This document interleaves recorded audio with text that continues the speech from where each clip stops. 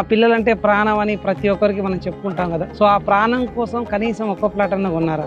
ఎక్కడ కొంటాం సార్? డబ్బులే లేకపోయా, పిల్లల ఎడ్యుకేషన్ తోటే ఇబ్బంది అవుతుంది. సో ఎడ్యుకేషన్ ఎంత ఇంపార్టెంటో పిల్లల కోసం ప్లాట్ కొనడం కూడా అంతే ఇంపార్టెంట్. ఎందుకు ఈ మాట చెప్తున్నానంటే, నీట్ లో సీట్ వచ్చి, ఇంజనీరింగ్ లో సీట్ వచ్చి 1 year బ్రేక్ తీసుకొని నెక్స్ట్ ఇయర్ చదువుకోబేట, ఈ సంవత్సరం డబ్బులు లేవు, నెక్స్ట్ ఇయర్ చదువుకో అని చెప్పే ధైర్యం ఏ తల్లిదండ్రులకైనా ఉందా? ఎందుకంటే అది భవిష్యత్తు, చెప్పలేము కూడా. మరి ప్లాట్ భవిష్యత్తు కదా. గ్రాడ్యుయేషన్ అయిపోయి హైయర్ ఎడ్యుకేషన్కి వెళ్ళాలంటే కూడా, అబ్రాడ్ ఎడ్యుకేషన్కి వెళ్ళాలంటే కూడా ప్రాపర్టీ కావాలి కదా. మళ్ళీ మనం మార్టిగేజ్ ప్రాపర్టీ బ్యాంక్ చూపించినాకనే వాళ్ళకి ఎడ్యుకేషన్ కోసం పంపించడానికి అవకాశం ఉంటుంది. అప్పటికప్పటికి డబ్బు కావాలంటే, అప్పు కావాలన్నా కానీ ప్రాపర్టీ చూపించాలి కదా.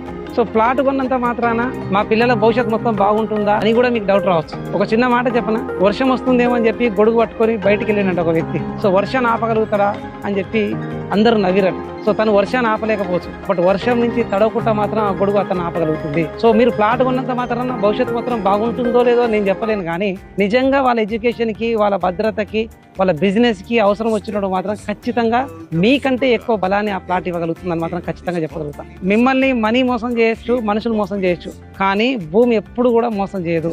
కనీసం ఒక్క ప్లాట్ కొని పెట్టండి. సో వాళ్ళ ఎడ్యుకేషన్ కావచ్చు, వాళ్ళ బిజినెస్ కావచ్చు, వాళ్ళ భవిష్యత్తు కోసం ఖచ్చితంగా భరోసాగా అండగా నిలుస్తుందని మాత్రం ఖచ్చితంగా చెప్పగలుగుతాం. So do invest in real estate and create a legacy for your next generation.